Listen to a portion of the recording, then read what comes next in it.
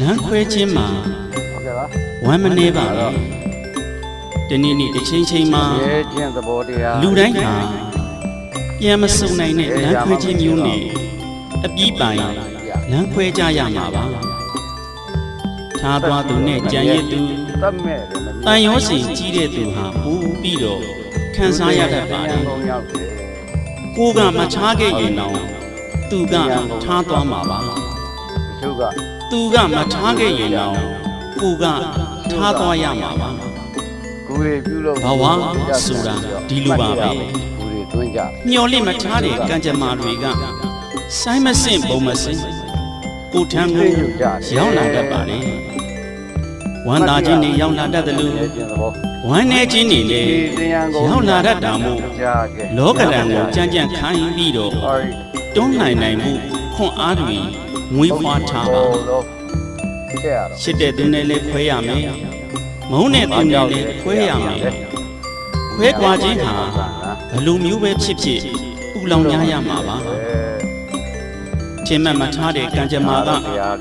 မျောလင့်မထားတဲ့အချိန်မှာဝင်ရောက်လာရင်ပူပြီးတော့ဝမ်းနေရတတ်တာမို့လောကဓာတ်ကိုခံနိုင်ရင်ရှိအောင်ကြိုးစားပြီးနေကြပါတဗ္ဗေတတ္တမရဏဓမ္မမရဏပရိယောတနာမရဏအနာတိတာဆိုတဲ့အတိုင်းငယ်တဲ့သူရောကြီးတဲ့သူရောဘယ်သူမှဆိုတရားချင်းဆိုတဲ့သဘောတရားတွေကိုယ်စီကိုယ်မှရှိကြပါလေဘယ်လောက်ပဲရှမ်းသာဘယ်လောက်ပဲစင်ရဲသေဆုံးတဲ့အခါလက်ဗလာရှေးဗလာကျန်ပြီးတော့တုတ်တံမှာတော့စုံရရဖြစ်ပါလေတရားချင်းဆိုတဲ့သဘောတရားကိုမဖြစ်အောင်မကြုံအောင်မဆုံးအောင်ဘယ်သူမှမလုံနိုင်ပါဘူးလူတိုင်းတတ္တဝါတိုင်းဖြစ်ကြရကြုံရရစုံရရသိကြရဒါလောကရဲ့ဓမ္မတာတရားအတိုင်းပဲဖြစ်ပါလေအဲ့ဒီလူသိကြတာဟာအသက်ကြီးမှပုံမင်းရစ်ရောမှသိတာမဟုတ်ပါဘူးအရွယ်ကောင်းလုံးလည်းသိကြတာပဲ